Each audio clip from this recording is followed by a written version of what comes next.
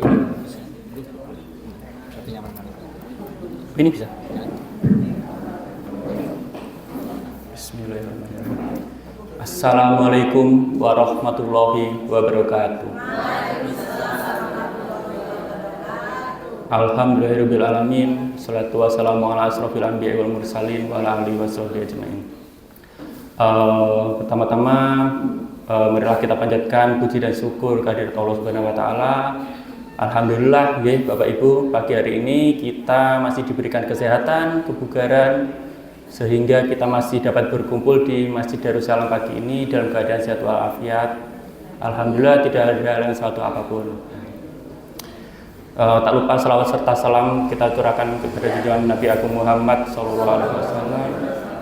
Semoga kita termasuk kelompok yang akan mendapatkan syafaatnya di yaumul akhir. Mohon izin Bapak Ibu, pagi hari ini saya mewakili Ibu Direktur. Beliau berhalangan hadir untuk pada pagi hari ini untuk mengisi kajian Ramadan pagi di Masjid Darussalam. Mungkin temanya pagi hari ini sedikit berbeda dengan yang sebelum-sebelumnya, ya.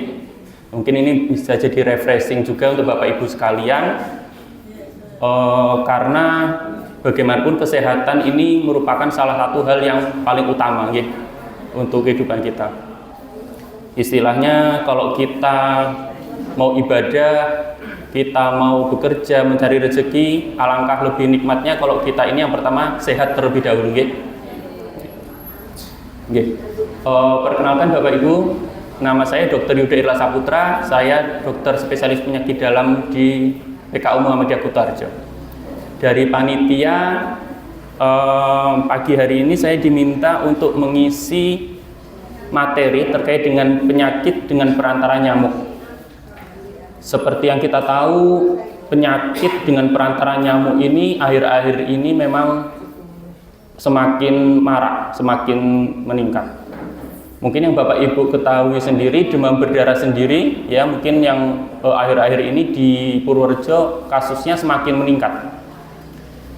Data terbaru di tahun 2024, selama 1 tahun itu angkanya ternyata meningkat 10% dibandingkan tahun sebelumnya di Kabupaten Purworejo. Nah mungkin ini yang harus kita waspadai bersama, di mana sekarang pun juga masih musim hujan, ya. Biasanya bulan-bulan Maret itu udah mulai turun, ini kok setiap hari masih hujan ternyata. Ini untuk outline materi saya, pertama dari nyamuk, kemudian apa sih penyakit-penyakit yang sering diperantari oleh nyamuk. Yang pertama seperti demam berdarah, chikungunya, malaria, filariasis. Filariasis itu bisa disebut juga dengan kaki gajah. Dan yang terakhir adalah apa sih yang harus kita lakukan untuk pencegahannya, seperti itu, nggih.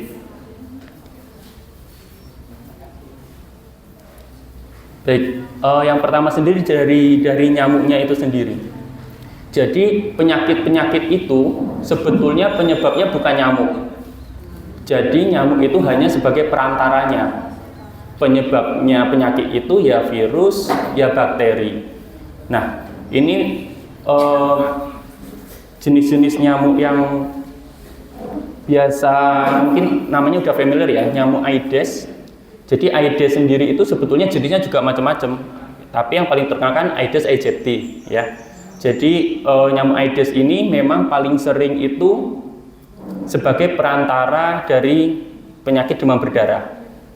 Tapi selain itu juga dia ada perantara virus-virus lain seperti virus Zika. Tapi ini kita sangat jarang sekali ditemui. Jadi yang paling sering kita temui itu adalah penyakit demam berdarah. Itu perantaranya adalah nyamuk Aedes aegypti. Nah, nyamuk Aedes ini sendiri ternyata memang perkembangbiakannya dia cukup unik. Dia justru mudah berkembang itu di air-air yang bersih. Makanya nanti kalau misalnya sering dapatkan penyuluhan tentang demam berdarah, pasti jangan ada barang-barang bekas, air yang menggenang dan sebagainya, seperti itu. Yang berikutnya adalah nyamuk Anopheles. Jadi nyamuk Anopheles ini dia yang memperantarai penyakit malaria. Nah, malaria sendiri kalau di sini mungkin kasusnya jarang ya, sudah ya. Tapi mungkin kalau untuk daerah-daerah Kulon Progo atau Purworejo yang berbatasan dengan Kulon Progo, mungkin sekitar 10 tahun yang lalu kasusnya masih ada. Cuman terkait dengan pencegahannya yang semakin lama semakin baik, lama-kelamaan perkembangbiakannya pun juga bisa dikontrol seperti itu.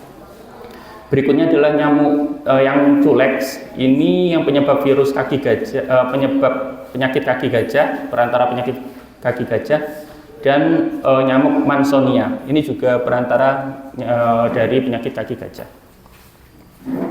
Nah, ini perkembangan dari nyamuk sendiri, mungkin Bapak Ibu sudah tahu dari telur, kemudian menjadi larva, menjadi pupa atau kepompong, dan baru berkembang menjadi nyamuk. Sehingga ketika kita melakukan pencegahan, alangkah baiknya adalah diputus perkembangbiakannya, seperti itu. Jadi pencegahan itu tidak serta-merta hanya membunuh nyamuknya, tapi yang lebih penting adalah pencegahan dari telur, misal pun sudah berubah jadi larva, gimana caranya dia tidak berkembang menjadi nyamuk, seperti itu. Baik, ini merupakan penyakit yang paling sering. Mungkin Bapak Ibu paling sering ya menjumpai penyakit demam berdarah. Dan mungkin Bapak Ibu yang hadir pagi hari ini mungkin juga pernah sebelumnya mengalami sakit demam berdarah. Jadi ini sering kali terjadi. Saya pun juga sudah pernah demam berdarah. Jadi dia memang sangat sering, khususnya di Indonesia. Nah, apa sih demam berdarah itu? Jadi demam berdarah itu penyebabnya adalah virus. Virusnya apa? Nama virusnya adalah virus dengue. Mungkin Bapak Ibu nggak perlu tahu sebetulnya nama-nama virusnya apa, tapi paling nggak tahu kalau misalnya demam berdarah itu penyebabnya bukan nyamuk. Dia adalah virus yang masuk ke dalam tubuhnya nyamuk, dan nyamuk itu menggigit orang lain, seperti itu. Nah, virus ini disebabkan oleh nyamuk Aedes aegypti dan Aedes albopictus. Dan seringnya dia menggigitnya pagi dan sore hari. Nah, ternyata memang Indonesia ini cukup tinggi angka kejadian demam berdarahnya karena Indonesia merupakan termasuk negara tropis. Jadi jenis nyamuk ini terdapat hampir di seluruh pelosok Indonesia, kecuali tempat-tempat yang sangat tinggi. Jadi ketinggiannya lebih dari 1000 mdpl, itu perkembangan nyamuk ini terhambat, seperti itu. Nah, tetapi ternyata demam berdarah ini merupakan jenis penyakit yang sifatnya self-limiting disease. Apa itu self-limiting disease? Self-limiting disease itu ya nggak diobati pun dia sembuh, seperti itu. Jadi ketika virus itu masuk, yang utama adalah daya tahan tubuh kita, imun kita. Jadi demam berdarah itu nggak dikasih obat pun sebetulnya sembuh. Tetapi mungkin Bapak Ibu kok bertanya-tanya, kok selama ini demam berdarah sering dirawat. Nah, nanti ada alasannya kenapa kok demam berdarah itu harus dirawat inap, seperti itu. Nah, ini yang saya jelaskan tadi, penyebaran dari virus dengue ini ternyata memang spesifik di negara-negara yang tropis maupun subtropis. Jadi nggak akan ada virus dengue di Eropa, di Amerika Serikat dan sebagainya, atau di Australia. Tapi dia berada di Indonesia. Ini Indonesia warnanya merah kehitaman sampai saking tingginya. Kemudian ada di Afrika dan di Amerika Selatan. Nah, apa sih gejala dari demam berdarah dengue itu? Yang pertama, sesuai dengan namanya, yaitu pasti ada demam. Hampir tidak mungkin demam berdarah dengue atau DBD itu tidak ada demam. Tetapi meskipun namanya demam berdarah dengue, tidak semua DBD itu berdarah. Gitu nggih? Jadi memang selain demam ada manifestasi perdarahan. Yang paling sering mimisen, gusi berdarah, bintik-bintik merah di kulit, Dan kalau perdarahannya agak berat itu ada BAB hitam. Selain demam dan ada perdarahan, DBD itu gejalanya pusing, nyeri di belakang mata, badannya sakit-sakit semua, pegel-pegel semua. Nah, kalau ada demam tinggi dan ada gejala-gejala cukup pusing, badan pegel-pegel, kita harus waspadai apakah ini mengarah ke demam berdarah atau tidak. Kemudian sifat demamnya dari demam berdarah itu dia demamnya sangat tinggi. Jadi kalau misalnya seringnya itu lebih dari 39. Itu merupakan khasnya dari infeksi virus. Jadi virus itu meskipun dia tadi sembuh sendiri, tapi ternyata dia demamnya sangat tinggi dan itu terkadang yang bikin pasien itu tidak nyaman. Sehingga seringkali kami di rumah sakit itu bertemu dengan pasien yang demamnya baru 1 hari sebetulnya sudah periksa ke IGD karena memang itu merupakan fase-fase paling tidak nyaman. 1-2 hari pertama pasien demam berdarah itu pasti rasanya tidak nyaman, meskipun nanti ketika dilakukan cek lab atau dilakukan pemeriksaan hasilnya juga masih normal karena memang itu baru fase-fase awal seperti itu. Kemudian pemeriksaan laboratorium yang ditemukan penanda demam berdarahnya positif. Ada 2 penanda demam berdarah yang positif, yaitu yang paling sering adalah IgM dengue. Ini biasanya kita cek di hari keempat, tapi kita di PKU Kutoarjo kita juga sudah punya pemeriksaan yang dapat mendeteksi virus demam berdarah pada hari pertama. Namanya adalah NS1. Jadi misalnya demam masih hari pertama, kita mau tahu dia demam berdarah atau tidak, kita sudah bisa. Meskipun seperti tadi trombositnya misalnya masih bagus gitu nggih, tapi udah ada gejala demam berdarah dan sudah ada NS1 positif, itu bisa kita pastikan bahwa pasien itu mengalami demam berdarah. Kemudian sel darah putihnya turun, trombositnya turun. Trombosit turun ini yang bikin dia perdarahan. Karena trombosit itu merupakan keping darah. Jadi kalau kita berdarah itu, misalnya kita terjadi luka, salah satu darah yang akan membantu penyembuhan lukanya adalah trombosit ini. Makanya ketika jumlahnya dia turun, dia akan rentan terhadap resiko perdarahan seperti itu. Kemudian kekentalan darah. Yang berbahaya dari pasien demam berdarah itu bukan perdarahannya, bukan demamnya, bukan virusnya, tetapi dehidrasi atau kurang cairan. Sehingga kita lakukan pemantauan terhadap kekentalan darah. Hematokrit ini kekentalan darah. Semakin tinggi hematokrit, semakin darahnya kental. Sehingga harapannya kalau misalnya, kenapa sih kok pasien demam berdarah itu dicek? Supaya kita memastikan cairannya cukup atau tidak. Makanya mungkin kalau bapak ibu dirawat atau anaknya, tetangganya, keponakannya, cucunya demam berdarah, loh kok dok kok dicek terus darahnya sakit anak saya. Itu supaya kita tahu, supaya kita memastikan infus minum yang dimasukkan itu sudah cukup atau belum seperti itu. Supaya kalau misalnya kadar kekentalan darahnya ini belum sesuai target, kita naikkan kecepatan infusnya seperti itu. Mungkin juga Bapak Ibu sering lihat, kok infusnya kadang cepat, kadang pelan. Karena memang kita ada dasarnya, kita ada patokannya kenapa kok kita infusnya lebih cepat, infusnya lebih lambat gitu nggih. Nah, ini jenis bintik-bintiknya. Jadi ada bintik-bintik di kulit. Ini merupakan perdarahan. Tapi perdarahan yang paling minimal. Jadi perdarahan di kulit. Nah, ini adalah fase pasien demam berdarah. Jadi demam berdarah itu ada yang nyebut seperti pelana kuda ya. Jadi 1-3 hari pertama itu demam tinggi. Kemudian demamnya akan turun, yang ini demam ya, temperatur ini demam. Dan fase penyembuhan itu mulai hari ke-5 sampai hari ke-6 atau hari ke-7. Itu disebut dengan fase penyembuhan. Nah, jadi yang sering terjadi adalah pasien merasa demam di 1-3 hari pertama. Tetapi waktu fase awal ini yang trombositnya belum turun. Jadi terkadang kalau kita cek di 1 atau 2 hari pertama, kita belum bisa memastikan dia demam berdarah atau bukan. kecuali kita langsung cek penanda demam berdarah yang NS1 tadi nggih.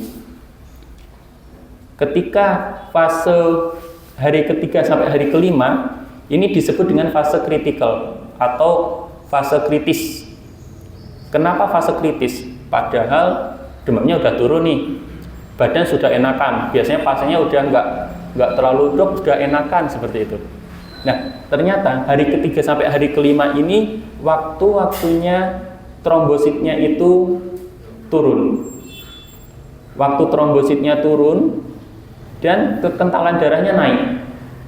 Kenapa kekentalannya darah naik? Jadi pasien demam berdarah itu pembuluh darahnya itu dindingnya itu akan ada pelebaran. Jadi cairan yang harusnya di dalam pembuluh darah itu keluar di luar pembuluh darah. Itu penyebabnya dia dehidrasi atau kurang cairan. Mungkin dok ini kan nggak ada muntah, nggak ada diare, kok bisa dehidrasi? Karena penyebabnya itu, karena ada kebocoran dari pembuluh darahnya. Ya kita nggak bisa apa-apa, itu memang alamiahnya perjalanan penyakitnya seperti itu. Sehingga yang harus kita waspadai adalah pemberian cairan. Pemberian cairan dengan dipantau terus-menerus apakah cairannya sudah cukup atau belum, seperti itu gitu. Nah, setelah hari kelima, hari keenam itu disebut dengan fase penyembuhan. Kadang beberapa pasien akan mengalami sedikit rasa demam. Ada demam sedikit, tapi itu penanda fase penyembuhan. Kadang bintik merahnya baru muncul, tetapi dia trombosit itu biasanya trennya mulai naik, seperti itu. Nah, tapi ini semua teorinya seperti ini. Tetapi praktek klinisnya belum tentu semudah ini. Beberapa kali kami menjumpai pasien sudah demam hari ke-6, hari ke-7, tapi trombositnya masih turun. Ada juga yang demamnya masih hari ke-4, hari ke-5, trombositnya mulai naik. Semua itu tetap kembali pada individu masing-masing pasien. Ternyata masing-masing pasien itu punya respon yang berbeda terhadap demam berdarah ini. Nah, untuk penanganan awal istirahat, kemudian pemberian obat ya, paracetamol atau penurun panas. Kompresnya adalah kompres hangat. Ya. Untuk pasien demam, semua pasien demam itu kompresnya adalah kompres hangat. Berbeda kalau kita misalnya terkilir, kecetit, itu baru kompresnya kompres es. Karena kalau kita kompresnya kompres hangat, itu akan membantu menurunkan suhu tubuh. Karena tujuannya kompres hangat itu supaya permeabilitasnya meningkat, berkeringat, bisa mengeluarkan panas dan sebagainya. Kemudian minum yang banyak. Jadi obatnya demam berdarah itu cuma cairan, hanya cairan. Kenapa kok pasien demam berdarah tadi dirawat? Ya karena ada fase dehidrasi tadi. Sehingga kita harus pastikan pemberian cairannya itu sudah cukup atau belum. Selain cairan apa? Ya obat demam, obat nyeri, kadang ada mual atau nyeri perut, diberikan obat-obat yang sifatnya hanya mengurangi gejala, seperti itu. Nanti dia akan trombosit itu akan turun-turun sendiri dan naik-naik sendiri. Baik, kapan harus ke dokter? Satu, demamnya 2-3 hari. Itu baru sebaiknya ke dokter. Karena ketika kita periksa, kita cek lab, kita baru ketemu kelainannya. Kemudian panasnya ini turun, tapi ada gejala-gejala lain seperti ada bintik kemerahan, kemudian muntah-muntah, atau bahkan sampai gelisah. Nah, ketika sudah gelisah ini yang sudah masuk tahap lanjut, sudah berbahaya. Kemudian muncul tanda-tanda perdarahan, kemudian kondisi badan lemes. Jadi kalau meskipun demam baru 1-2 hari, kalau lemes segera ke IGD. Ngaten nggih? Nah, mungkin Bapak Ibu sering kalau misalnya ada keluarga yang dirawat dengan demam berdarah kan sering bertanya, "Loh dok, kok udah dirawat trombositnya masih turun?" Karena seperti tadi, tujuannya dirawat itu bukan untuk menaikkan trombosit. Bukan untuk menaikkan trombosit. Kenapa dirawat? Ya karena resiko dehidrasi tadi. Yang bahaya itu dehidrasi dan dia tensinya turun, nadinya cepat, kulitnya terasa dingin, itu yang berbahaya dari demam berdarah, gitu nggih. Tetapi di Purworejo sendiri, kalau saya baca data di tahun 2024, angka kematian terkait demam berdarah itu hanya 4 orang. Hanya 4 orang. Itu termasuk tidak terlalu tinggi. Meskipun seharusnya idealnya angka kematian karena demam berdarah ini 0.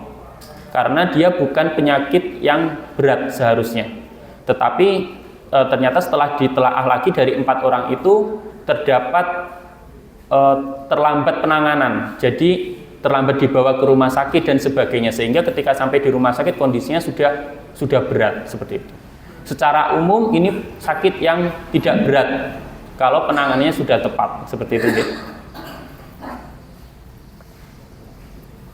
Nah, ini cikungunya. Cikungunya sendiri sebetulnya gejalanya dia mirip-mirip dengan demam berdarah, sehingga terkadang kita tidak terlalu aware dengan penyakit cikungunya ini. Sama seperti demam berdarah, dia penyebabnya adalah virus, sehingga dia juga akan sembuh sendiri. Dan gejalanya dari cikungunya ini, dia tidak terlalu berat, dia tidak seberat demam berdarah, sehingga terkadang kita tidak melakukan pelacakan terhadap cikungunya ini, karena hanya demam ringan, tidak terlalu tinggi. Nyeri ototnya juga biasanya dia tidak terlalu berat, dan dia biasanya kejadiannya barengan dengan demam berdarah, sehingga kita lebih fokus terhadap demam berdarahnya. Karena kalau cikungunya ini dia tadi lebih ringan, dia tidak terlalu ada resiko dehidrasi, sehingga penanganan kita lebih ke arah ke demam berdarahnya. Tetapi sebetulnya pun kejadiannya banyak, tapi karena tadi sifatnya ringan, kita terkadang dan tidak ada obat khususnya, kita tidak melakukan pengecekan rutin terhadap cikungunya ini.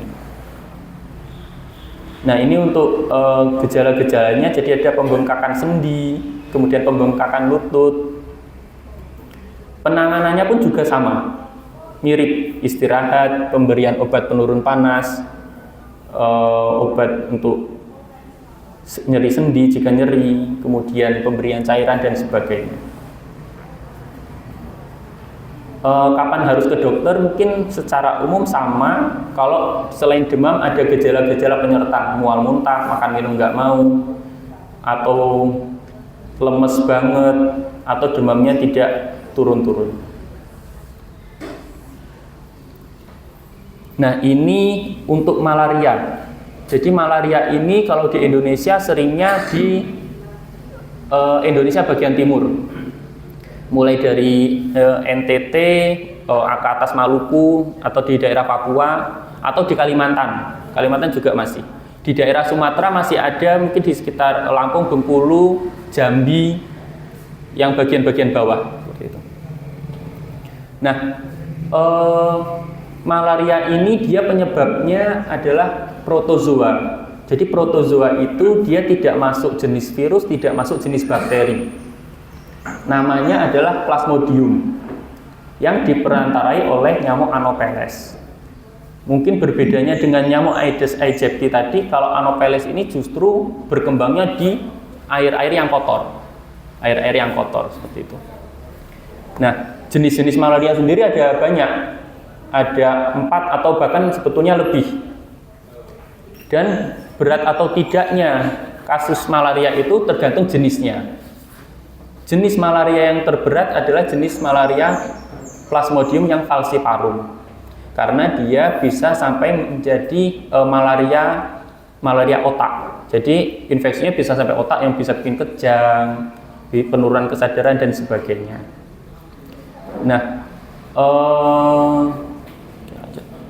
Nah, ini untuk persebaran kasus malaria di tahun 2023. Kayaknya Purworejo termasuk warna putih ya kayaknya ya, nggak begitu jelas juga.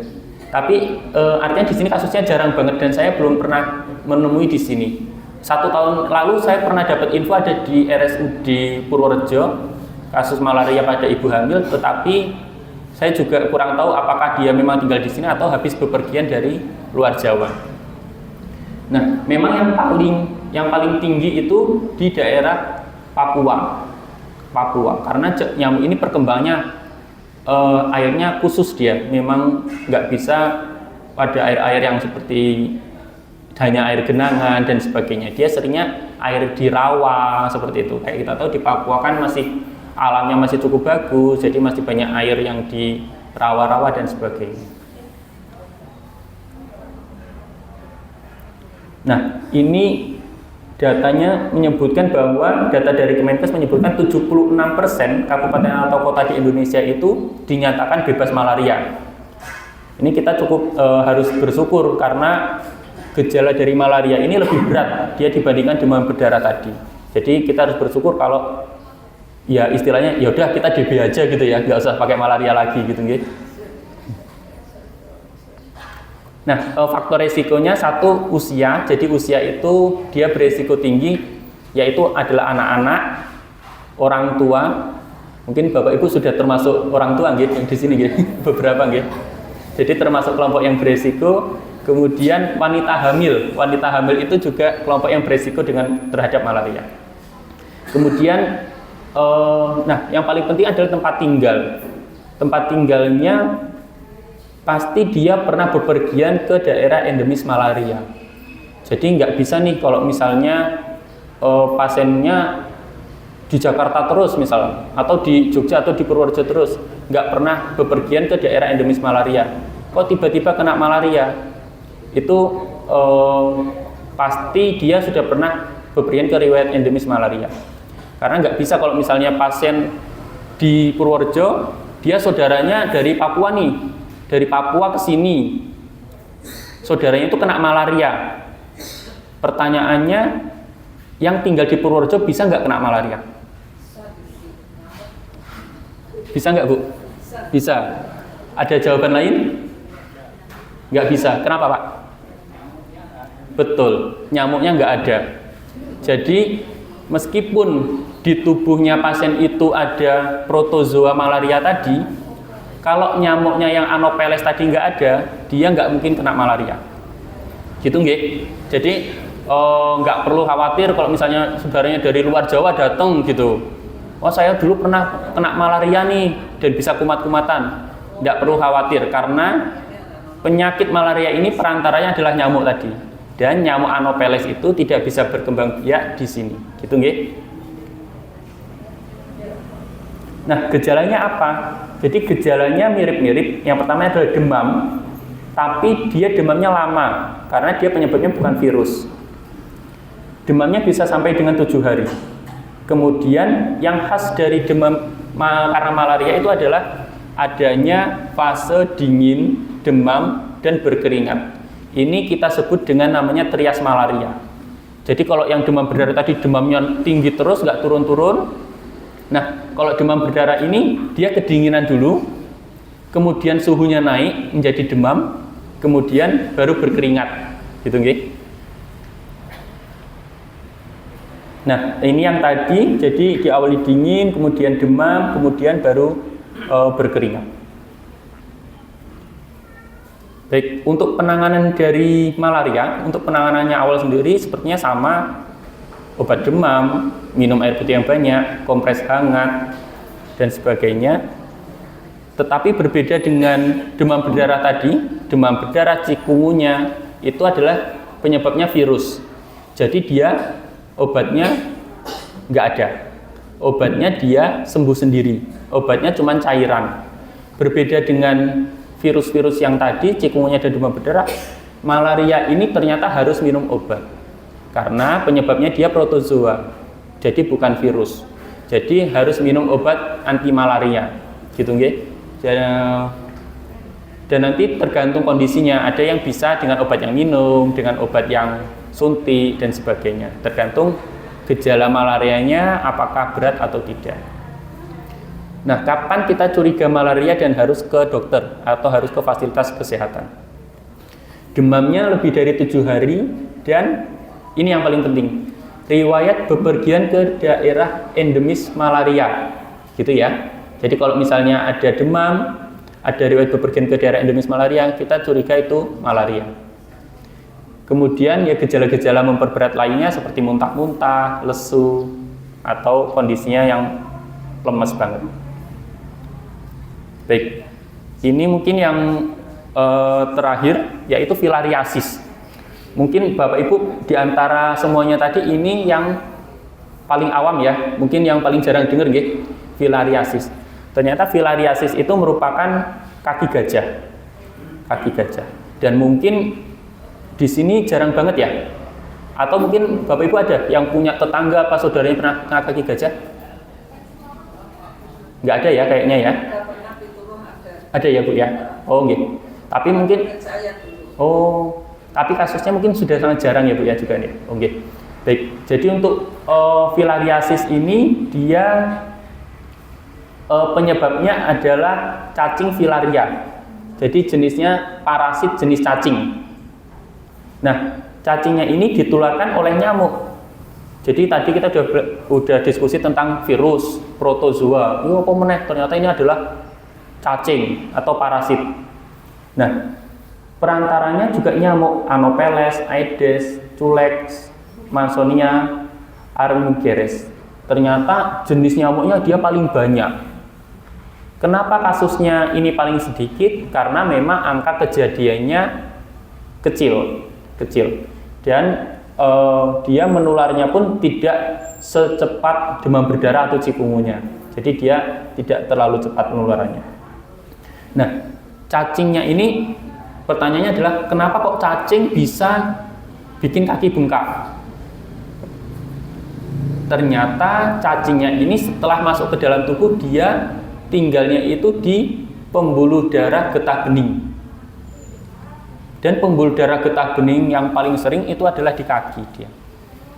Apa sih fungsinya pembuluh darah getah bening itu? Kelenjar getah bening itu gunanya untuk mengalirkan cairan yang bukan darah, gitu nggih. Sehingga kalau itu ada sumbatan dari parasit dari cacingnya tadi, aliran darahnya akan terganggu, tersumbat. Aliran cairannya akan tersumbat, cairan gitu.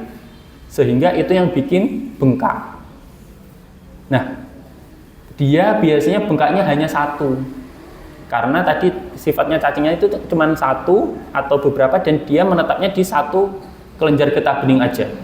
Jadi sangat jarang sudah kakinya bengkak, tangannya bengkak, lengannya juga bengkak.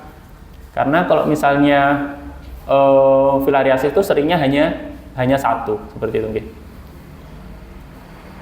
Nah ini jenis gambaran cacingnya, kayak cacing yang untuk mancing ya Pak mungkin ya Pak.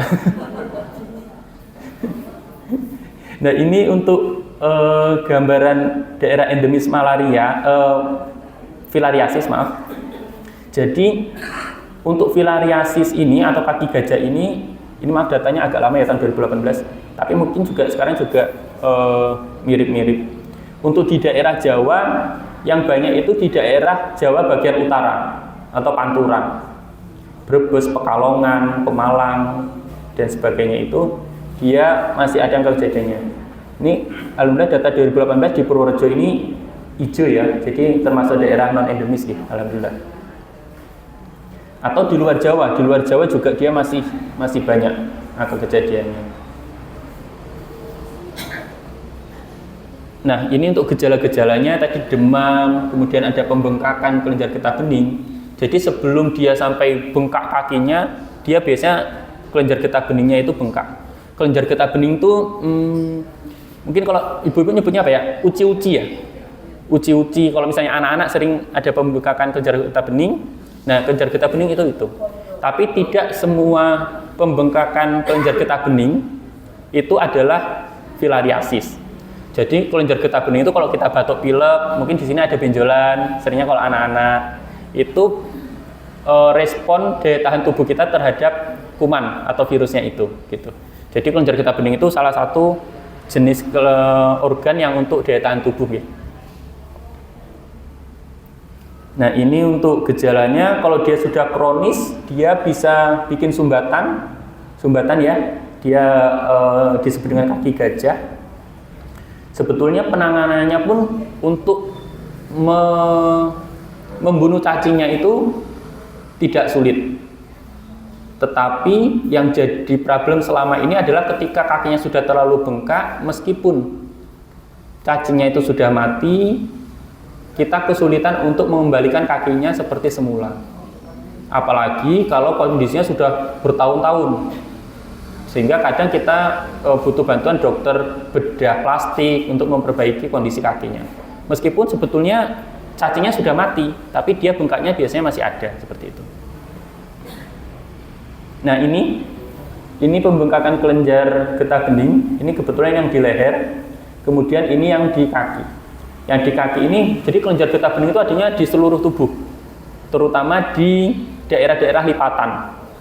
Pada pasien dengan filariasis atau kaki gajah ini paling sering dia sumbatannya itu di pangkal paha. Makanya bengkaknya itu dari ujung kaki sampai dengan pangkal paha, seperti itu. Ini untuk penanganannya mungkin secara umum sama. Kemudian kapan harus ke dokter, ya seperti yang tadi, demamnya tidak membaik. Kemudian muncul gejala kaki gajah, ini sudah fase kronis. Kalau misalnya masih fase awal, biasanya dia demam, kemudian ada pembengkakan kelenjar getah bening. Nah, untuk filariasis sendiri, dia juga karena penyebabnya bukan virus, jadi kalau virus tadi sembuh sendiri, ini juga ada obatnya sendiri. Jadi dia obatnya obat parasit, dan pengobatannya pun agak jangka panjang, biasanya hitungan 1-3 bulan pengobatan, seperti itu. Nah, untuk pencegahannya sendiri, mungkin yang udah sering banget didengar adalah pemberantasan sarang nyamuk. Kayak yang sudah saya sampaikan di awal tadi, pencegahan itu paling baik adalah memutus rantai perkembangbiakannya. Sehingga kalau sarang jentik-jentik nyamuknya itu aja sudah bisa dihilangkan, dia tidak akan berkembang menjadi nyamuk. Dibandingkan dengan, selama ini mungkin Bapak Ibu sering dengar fogging ya. Kalau fogging itu dia membunuh nyamuknya. Dan nyamuknya itu hanya radius 100 meter dari situ. Padahal kalau nyamuk itu habis gigit manusia, itu hitungan hari dia sebetulnya akan mati sendiri. Sehingga fogging itu ternyata tidak lebih efektif. Ternyata yang lebih efektif adalah pemberantasan sarang nyamuknya. Gitu nggih. Jadi yang pertama adalah menguras tempat penampungan air. Tempat penampungan air itu apa? Ya bak mandi, gitu ya, ya ember. Ternyata selain tempat penampungan air, yang harus dikuras adalah tempat yang sebetulnya tidak untuk menampung air, ada air yang tertampung, kayak barang-barang bekas, gitu ya. Jadi kita misalnya ada ember bekas atau apa bekas di luar rumah, kalau hujan akan tertampung airnya di situ. Itu nyamuk dari Aedes aegypti itu sangat seneng dia, yang tempat-tempat kayak gitu. Yang kedua, menutup tempat-tempat penampungan air. Kalau misalnya memang tempatnya itu nggak bisa disingkirkan, ya ditutup supaya jentik nyamuknya itu tidak bisa berkembang.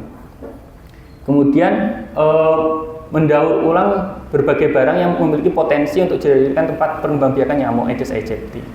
Jadi didaur ulang itu juga akan lebih bagus, atau dirongsok itu juga boleh.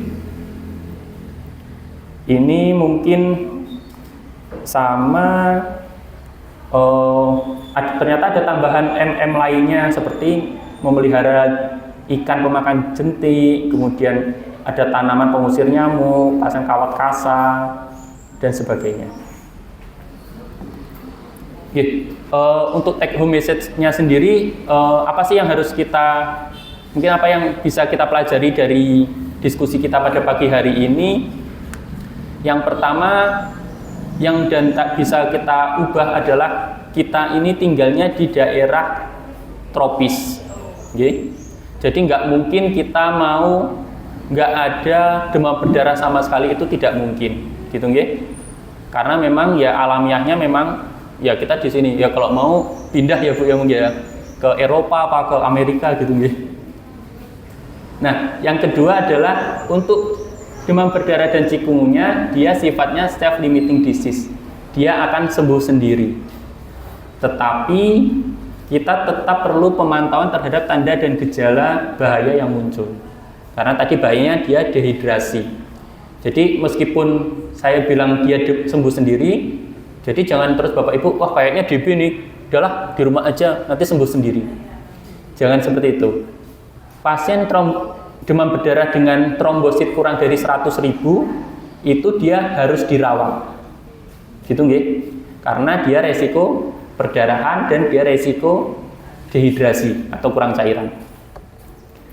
Berikutnya adalah untuk malaria dan filariasis atau kaki gajah tadi perlu pemantauan gejala dan dia membutuhkan penanganan khusus atau obat khusus, gitu ya. Dan yang terakhir adalah pencegahan terbaik dari penyakit yang ditularkan oleh nyamuk adalah dengan program pemberantasan sarang nyamuk atau metode 3M+ yang tadi, gitu nggih. Jadi memang ternyata mungkin dari puluhan tahun dulu sampai sekarang ternyata mencegah itu tetap lebih baik daripada mengobati. Mungkin sekian pemaparan dari saya. Mungkin ada waktu sekitar 10 menit. 10 menit kalau mau bertanya-tanya, monggo. Waduh, langsung banyak.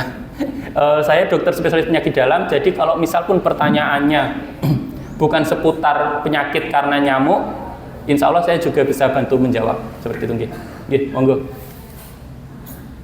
Assalamualaikum warahmatullahi wabarakatuh. Waalaikumsalam warahmatullahi wabarakatuh. Saya mau menanyakan tadi kaki gajah penyebabnya tadi apa bedanya kaki bengkak yang beri-beri itu Pak, istilahnya dulu waktu saya kecil terkenal dengan istilahnya beri-beri. Sekarang adanya penyakit itu tadi kaki gajah. Siap. Itu Pak, ya. Terima kasih Pak. Wassalamualaikum warahmatullahi wabarakatuh. Waalaikumsalam warahmatullahi wabarakatuh. Baik, terima kasih untuk pertanyaannya. Jadi bagus banget ya. Tadi Bapak menyebutkan penyakit beri-beri. Itu ternyata penyakit yang sangat legendaris. Jadi saya sendiri seumur hidup belum pernah ketemu kasus beri-beri. Bapak lebih hebat, Bapak sudah pernah lihat pasien beri-beri, saya belum. Nah, untuk beri-beri sendiri itu dia penyebabnya karena defisiensi vitamin B, Pak. Jadi vitamin B-nya itu dia kekurangan sehingga dia akan ada peradangan di otot. Jadi otot-ototnya. Jadi bengkaknya adalah ototnya. Sedangkan kalau kaki gajah tadi dia bengkaknya karena pembuluh kelenjar getah benihnya terhambat. Jadi bengkaknya karena cairannya nggak bisa mengalir. Nah, kalau beri-beri itu kekurangan vitamin B. Dan karena dia hanya kekurangan vitamin, jadi itu terjadinya pada orang-orang zaman dulu. Mungkin saya dulu kan mungkin makanan belum kayak sekarang Pak nggih. Makanan belum kayak sekarang, mungkin makan ya seadanya ya Pak ya. Maksudnya mungkin sayur-sayuran, mungkin juga lauknya, proteinnya juga mungkin kurang. Sehingga sekarang ini sudah tidak ada kasus beri-beri karena memang kondisi sosial ekonomi kita sudah semakin baik, gizi kita juga semakin baik seperti itu. Mungkin seperti itu Pak. Siap, nggih. Monggo Pak. Assalamualaikum warahmatullahi wabarakatuh. Waalaikumsalam. Berkaitan dengan penyakit demam berdarah, Dok. Nggih. Kita ketahui pada saat pasien TB itu kan dia trombosidnya turun, dan di masyarakat sering ada upaya menaikkan kadar trombosidnya dengan ada angka, ada jus jambu, jus apa namanya ini daun pepaya. Itu secara klinis apakah dokter pernah mempelajarinya? Terima kasih. Baik, ini pertanyaannya bagus banget dan sering banget ditanyakan kalau misalnya saya ngisi tentang demam berdarah ini. Jadi memang di Indonesia ini masyarakatnya Pak, kreatif Pak. Jadi meskipun di literatur itu nggak ada, ternyata bagus upaya untuk mencari pengobatannya itu bisa sampai kemana-mana. Jadi kadang dengar dari temennya, tetangganya itu minum angka gitu nggih, minum jus jambu seperti itu. Nah, di medis pun kita sudah pernah melakukan penelitian, sudah ada jurnal-jurnal yang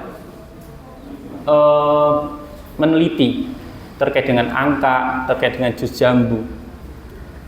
Untuk angka ternyata tidak berbeda signifikan antara pasien demam berdarah yang diberi angka dan tidak. Gitu nggih. Dan terkadang angka itu rasanya apa Pak angka itu Pak? Tidak tahu. Rasanya itu pahit. Pahit. Saya sendiri waktu saya dulu demam berdarah, bapak saya pun juga minumin saya angka. Gitu nggih. Ternyata setelah saya sekolah, ternyata nggak ada efeknya gitu.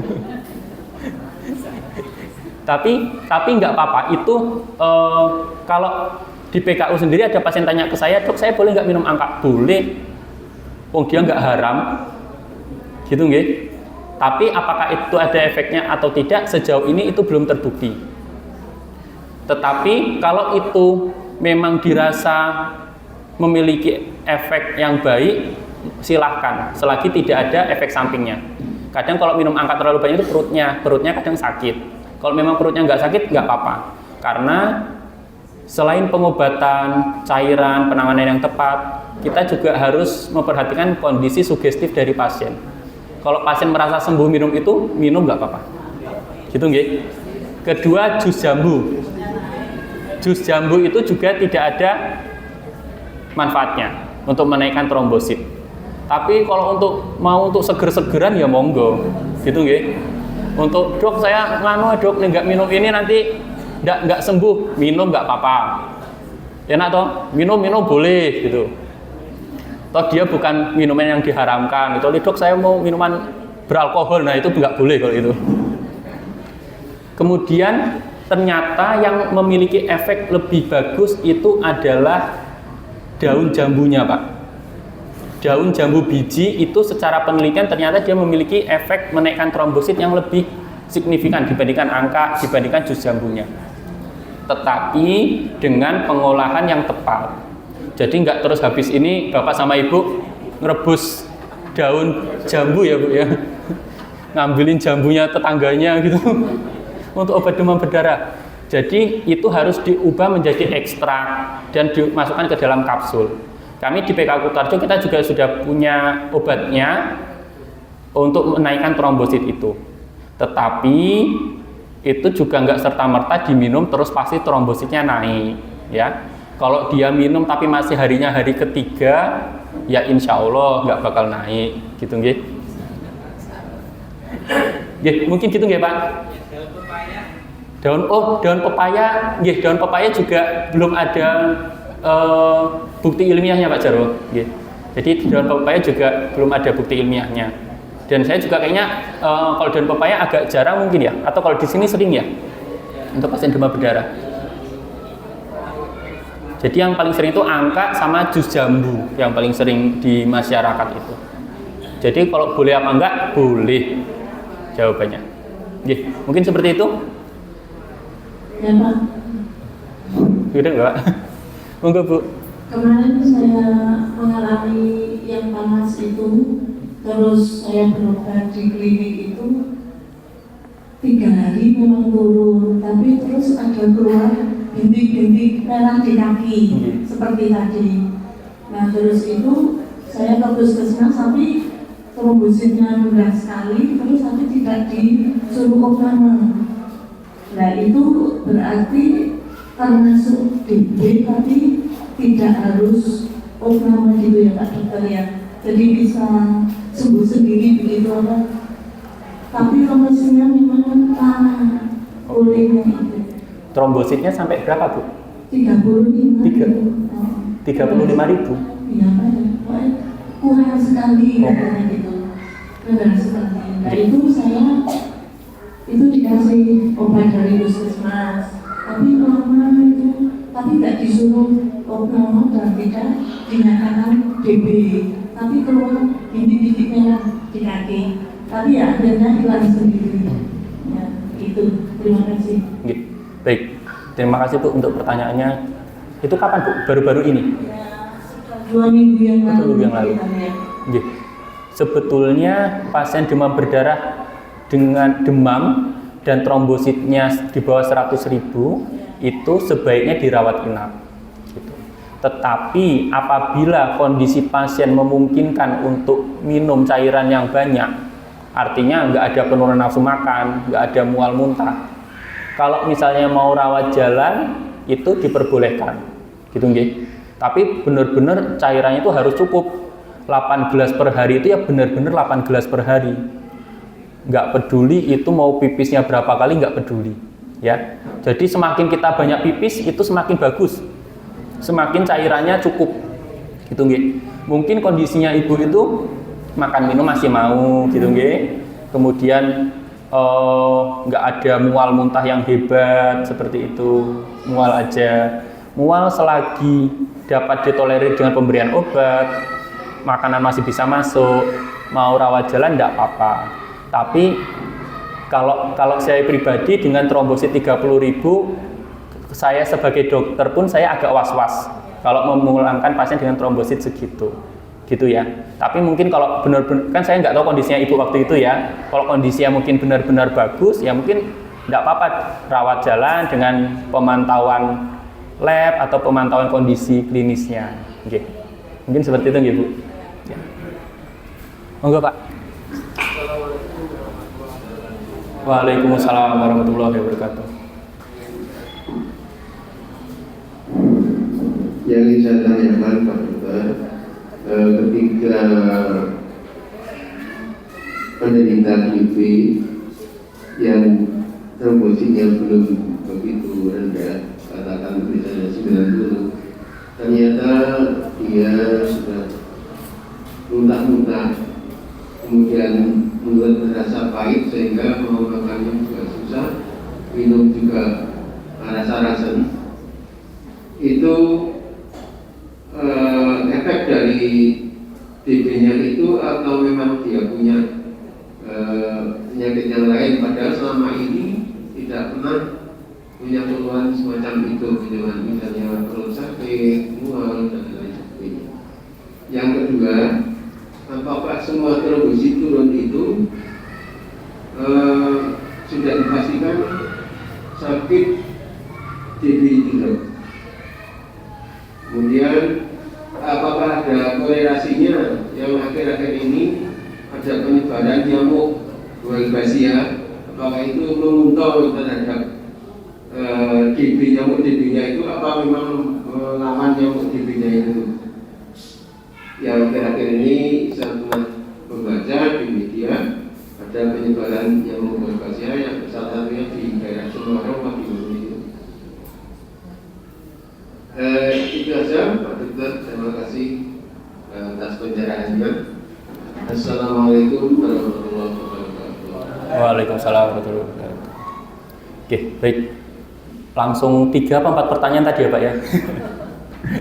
Baik, untuk pertanyaan pertama tadi, kalau misalnya pasien demam berdarah, trombositnya nggak rendah-rendah banget, kemudian ada mual muntah, nyeri perut. Pertanyaannya, apakah itu satu kesatuan dengan sakitnya atau dia sakit yang berbeda? Ngerti nggih? Jawabannya, kalau memang dia tidak ada riwayat mah sebelumnya, itu merupakan satu kesatuan dari sakit demam berdarahnya. Jadi demam berdarah itu selain demam, pusing, badan pegel-pegel, ada perdarahan, dia dapat mempengaruhi kondisi dinding asam lambungnya juga. Jadi yang awalnya nggak ada mah, kok tiba-tiba perutnya perih, nggak ada mah, kok tiba-tiba mual, nggak ada mah, kok tiba-tiba muntah-muntah, itu merupakan satu kesatuan dari sakitnya, kayak gitu. Nah,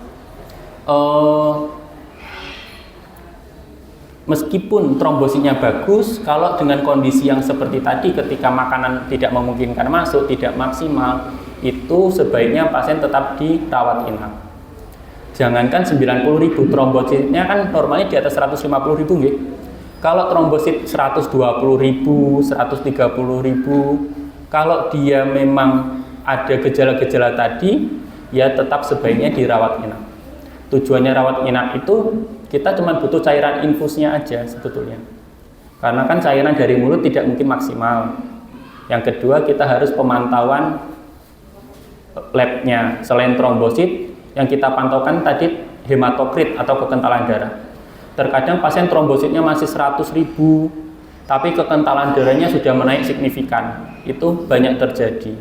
Jadi nggak selalu trombosit yang tinggi itu menandakan kondisi klinis yang lebih baik, dan tidak selalu trombosit yang rendah itu menandakan kondisi klinis yang lebih buruk. Seperti itu.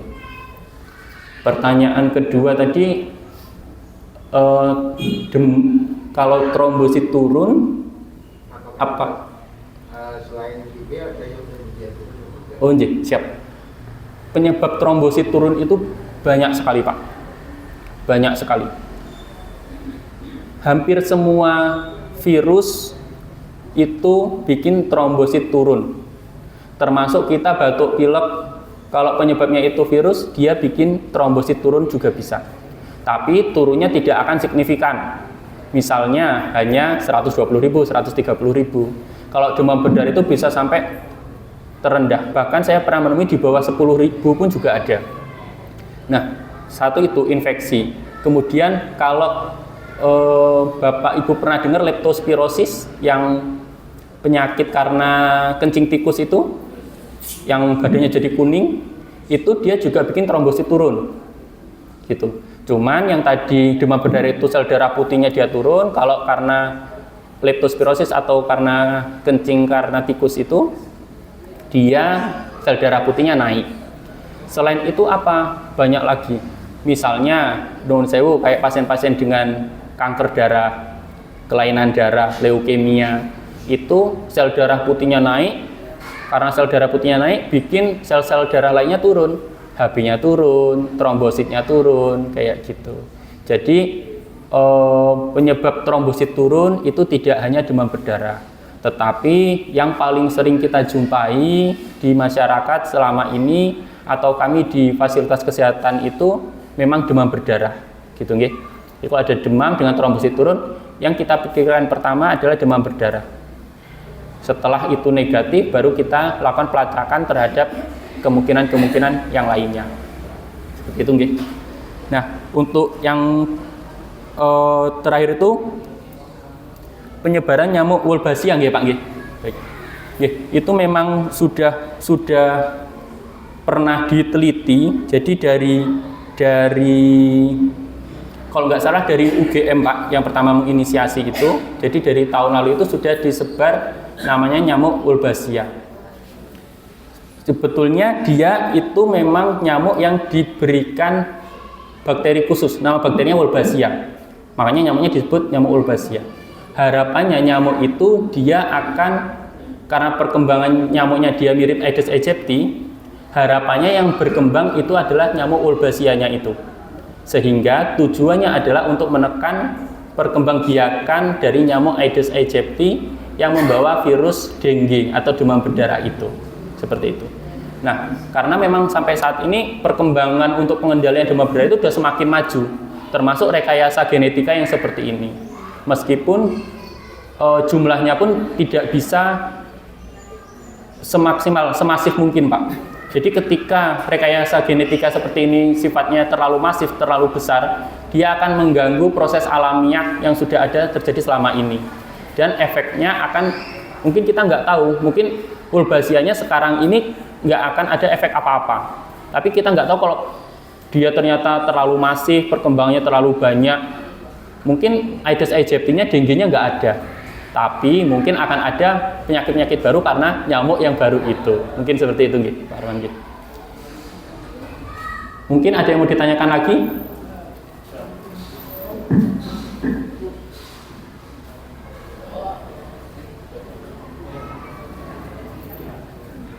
Sampun? Oke, baik. Alhamdulillahirrahmanirrahim. Alhamdulillah pagi hari ini kita sudah selesai. Ini mungkin bisa disebut kajian, boten apa-apa. Terkait dengan diskusi tentang tema kesehatan pada pagi hari ini. Mudah-mudahan apa yang saya sampaikan ini dapat bermanfaat untuk Bapak Ibu semuanya. Kurang lebihnya saya pribadi mohon maaf. Mungkin kita tutup dengan membaca doa kafaratul majelis bersama-sama. Subhanakallahumma wa bihamdika asyhadu alla ilaha illa anta astaghfiruka wa atubu ilaik. Mungkin sekian nggih Bapak Ibu semuanya. Sekian dari saya. Wassalamualaikum warahmatullahi wabarakatuh. Waalaikumsalam warahmatullahi wabarakatuh. Terima kasih pada Dr. Yuda untuk edukasi kesehatan pada kajian Ramadan kesempatan kali ini. Informasi yang pertama, reporter kumpul pada kesempatan ini sebanyak Rp453.000. Alhamdulillah, semoga menjadi amal soleh untuk sekalian. Yang kedua, kajian pagi Ramadan pada esok hari Ahad 16 Ramadan 1446 Hijriah 16 Maret 2025 Masehi akan diisi oleh Ustaz Nur Azizah Sarjana Sains Magister Pendidikan sebagai dari Ketua Pimpinan Daerah Aisyah Kabupaten Purworejo dengan tema Ramadan sebagai bulan pendidikan keluarga pada esok hari Ahad. Untuk selanjutnya apresiasi jamaah diberikan kepada jamaah 1243 dan 1221, 1243 dan 1221 bagi yang mendapatkan matur bisa menghubungi panitia. Informasi program Ramadan Kabupaten Purworejo takjil buka puasa selama bulan Ramadan pakai kategori apa? Infak kegiatan TPK pada selama Purworejo, infak pembangunan jamaah, infak pembangunan gedung Syarif Muhammad Purworejo, serta penerimaan zakat fitri dan juga profesi kerja dibuka dilayani di kantor Pembangunan Purworejo pada waktu yang ditentukan. Sebagai informasi dari dokter dari ini baru mulai bergabung di PKM Purworejo per 1 Maret, dari 2 mingguan saja. Ini baru 1 minggu. Jika nanti akan ada atau akan berkonsultasi lebih lanjut berkaitan dengan kesehatan, bisa hadir di PKM Purworejo untuk pada jam yang sudah ditentukan. Kalau tidak salah setiap hari jam 9 sampai jam 12 resmi. Nanti bisa bertemu dengan dia di PKM Purworejo. Karena tadi sudah diberikan oleh dokter, kita tutup. Terima kasih atas kehadiran Bapak Ibu sekalian. Hadir kembali pada besok masuk ke 16 Ramadan. Semoga hikmah apa yang kita bahas hari ini bisa menjadi tambahan wawasan dan pengetahuan kita untuk semakin menjaga kesehatan kita. Terima kasih. Wassalamualaikum warahmatullahi wabarakatuh.